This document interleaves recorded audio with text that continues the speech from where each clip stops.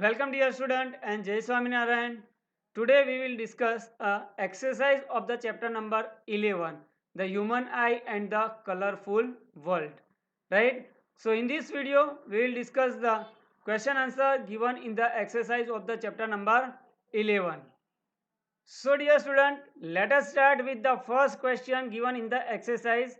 The human eye can focus objects at the different distance by adjusting the focal length of the eye lens.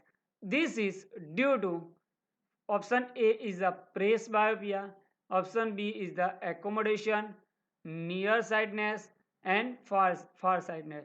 Dear student, here presbyopia is the one type of the defect of human eye, nearsightedness and the farsightedness is also one type of the defect of human eye. So here the human eye can focus the object at the different distance by adjusting the focal length of the eye lens. This is due to the power of accommodation of the eye lens. So answer is B, right? So our correct answer is a B. The human eye can change the focal length of the eye lens to see the object situated at the various distance from the eye. This is possible due to the power of accommodation of the eye lens, right? So due to the power of the accommodation, ability of the eye lens to see the far objects and the near objects clearly and distantly, we can see the object at the different distance, right? We can focus, our eye can focus the object at the different distance on the retina. Now question number 2. The human eye forms an image of an object at its option A is a cornea, option B is a iris, option C is a pupil, option D is the retina. So human eye forms the image always on its retina of the eye lens, right? Retina of the eye. So correct answer is a D. So the human eye forms the image on the its retina, right? Now in the front of the if the image is in the front of the retina or image is from behind the retina, we cannot see the object clearly, right? So the to see the object clearly, the image of the object always forms on its retina, right? So correct answer is a retina. Question number 3. The least distance of the vision of young adult with the normal vision is about near point of our eye. Least distance of distinct vision, that is called the near point of the human eye, for the young adult is about a 25 centimeter. We know that the answer is a 25 centimeter. Now question number 4. The change in the focal length of the eye lens is caused by the action of the first a pupil, B retina, third ciliary muscles and fourth iris. So how the focal length of the eye lens can change? With the help of the ciliary muscles. Ciliary muscles can contract or relax, and due to this the focal length of the eyelash is increases or decreases. So our correct answer is a C, ciliary muscle. The ciliary muscle, due to the action of the contraction and the relaxation action of the ciliary muscles, right, the focal length of the eyelash becomes changed, right? So our correct answer is a C. The relaxation and the contraction of the ciliary muscles change the curvature of the eye lens.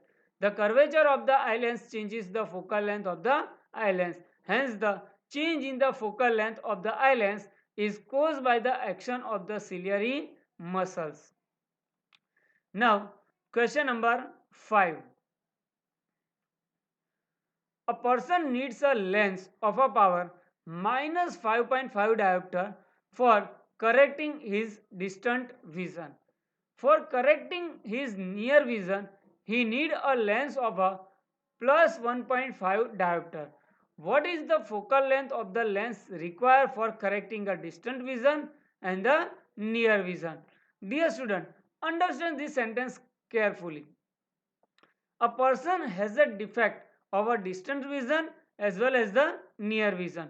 a person needs a lens of a power minus 5.5 diopter for correcting his distant vision, and lens of a power plus 1.5 diopter for correcting his near vision. What is the focal length of the lens required? Right, dear student, we know that the focal length of the lens is power of the lens, p is equal to 1 divided by f in a focal length. So from that, the focal length of the required lens f is equal to 1 by p, right? So for the distant vision of the person, the power of lens is given minus 5.5 diopter. So how we can give it the focal length required for the distant vision? So f is equal to 1 by p, f is equal to 1 by minus 5.5. So we get a minus 0.181 meter. So the focal length of the lens of the correcting a distant vision of the person is a minus 0.181 meter, or we can say that 18.1 centimeter. So the lens required to correct the minus power is a concave lens, right? Now, here second one, the power of lens used for the correcting a near vision is a plus 1.5 diopter. So from the f is equal to 1 by p, we can easily calculate the focal length. F is equal to 1 by 1.5.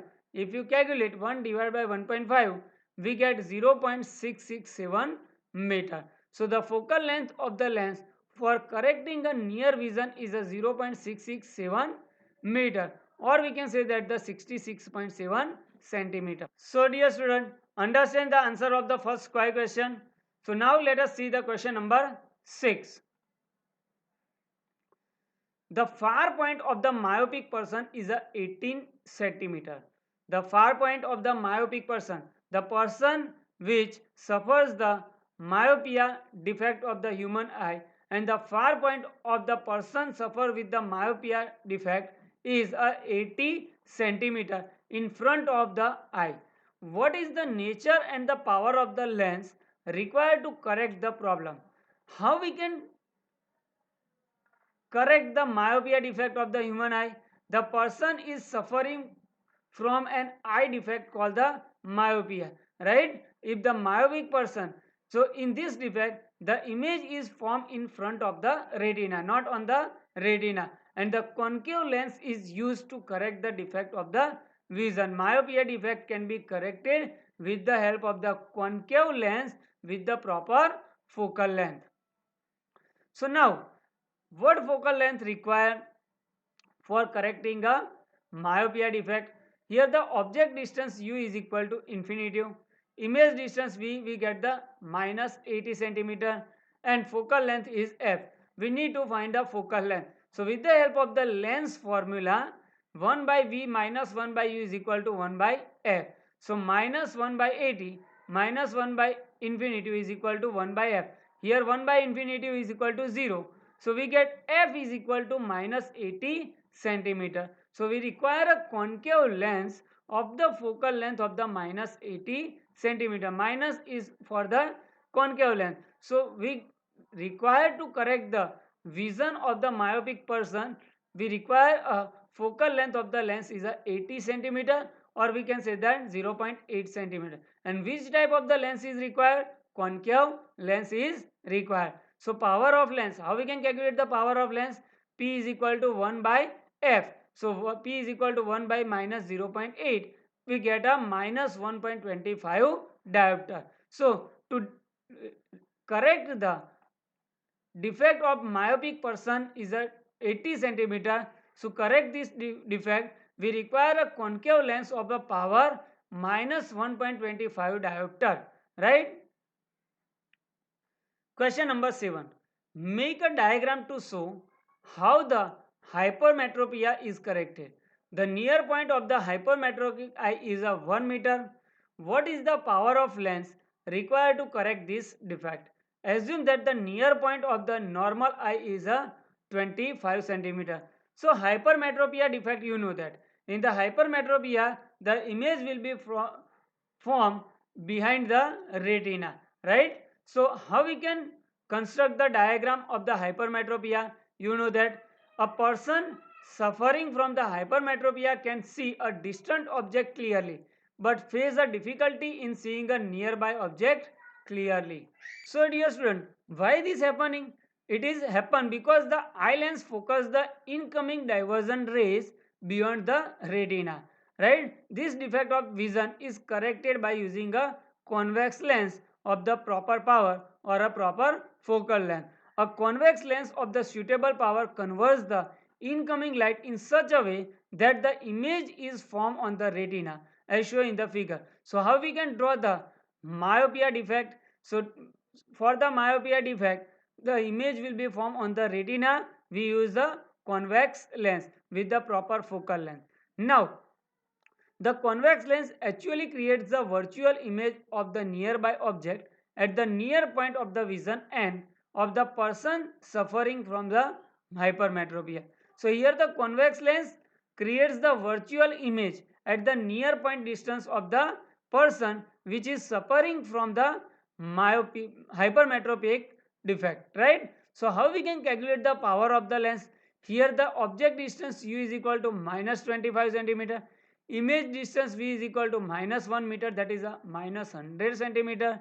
So calculate the focal length. So according to the lens formula, if you calculate the focal length of the lens is a 33.3 centimeter, or we can say that the 0.33 meter. So we require a convex length of a focal length 0.33 meter distance to correct the defect produced in the hypermetropic person in this case. Now how we calculate the power? Power P is equal to 1 by F. So 1 by 0.33 is equal to 3 diopter. So a convex lens of a power plus 3 plus 3 diopter is required to correct the defect. So dear student, understand both the question how we can correct the defect of the human eye, right? Myopia defect and the hypermetropic. Myopia defect can be corrected with the help of the concave lens with the proper focal length, and hypermetropic defect can be corrected with the help of the convex lens with the proper focal length. Now question number 9. What happened to the image distance in the eye when we increase the distance of the object from the eye? So what will be the distance of the image in the eye if we increase the distance of the object from the eye?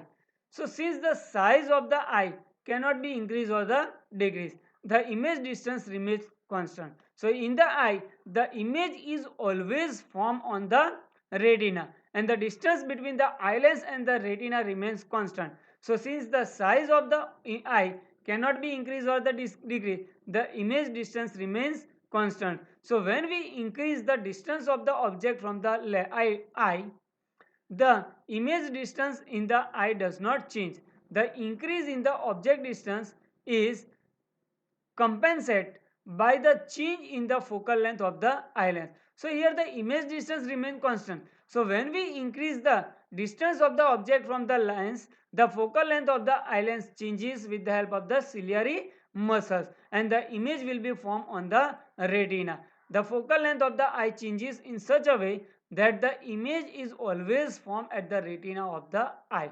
So here, dear student, when we increase the object distance of the object from the eye, the image distance remains constant, but the focal length of the eye lens changes with the help of the ciliary muscles, and the image will be formed exactly on the retina. Now question number 10. Why do stars twinkle? So dear student, this answer of these questions we were discussed in the previous video in the atmospheric refraction. Why the stars, twinkling of the stars, why the planet do not twinkle, right? So see the previous video atmospheric refraction for the answer of this question. Why do the star twinkles? Due to the atmospheric refraction. So stars emit its own light, and while the star lights are passing through the atmospheric refraction occurs in the atmosphere due to the different refractive index at the surface in the atmosphere, right? Due to the density of the atmosphere varying by a level by level. In the different layer, the refractive index of the atmosphere is a decreases, and due to this, when the starlight passing through the atmosphere, it continuously refracted towards the normal, and due to this we can get the apparent position of the star, and the physical condition of the atmosphere keep changing, so the apparent position of the star is keep changing, and that's why the star twinkle. Now another same question, explain why the planet do not twinkle, right? So planet do not twinkle because the planet is a much closer than the star, right? And planet is considered is a collection of the large number of the point source of the light, and it will nullify the effect of the twinkling, so the planet do not twinkle. So answer of this all the 3 or 4 questions we were discussed in the previous video. So to solve this, or for the answer of this all the last 4 questions, see the previous video. You can easily understand the twinkling of the stars, right? How the planet, why the planet do not twinkle, why the sun appear reddish earlier in the morning at the sunrise and the sunset, right? So answer of this question you will write, you will understand in the previous video. So dear student, up till now you have not seen the previous video of this chapter. See the previous video first and see this video of the exercise. You can understand all the question answer in the exercise. Now question number 12. Why does the sun appear reddish earlier in the morning? Why the sun appear reddish at the sunset or a sunrise? So during the sunrise, the light rays coming from the sun have to travel a greater distance in the earth atmosphere before reaching to our eye. In this journey, the shorter wavelength of the light are scattered out, right? Only the longer wavelength are able to reach our eye. So shorter wavelength, that is the blue light, scatter out, and only the red light is reach to our eye, so that we can see the sun appear as a reddish color at the sunrise or at the sunset. Now question number 13. Why does the sky appear dark instead of the blue to an astronaut? Why the sky appears dark to the astronauts? The sky appears dark instead of the blue to the astronaut because there is no atmospheric reflection in the outer space that can scatter the sunlight. Why the sky appears blue? Because of the atmospheric scattering of the light. Blue light scatter more by the atmospheric smaller particle compared to the wavelength of the light, and due to that, due to scattering of the light by the atmospheric particles, right, the sky appears as a blue, but in the astronauts, right, appears the sky as a black. Why? Because there is no scattering of the sunlight in the outer space, right? As the sunlight is not scattered, no scattered light reaches the eye of the astronaut, and the sky appears black to them. So dear student, I hope that you understand answer of all the question given in the exercise. Thank you very much for watching my video.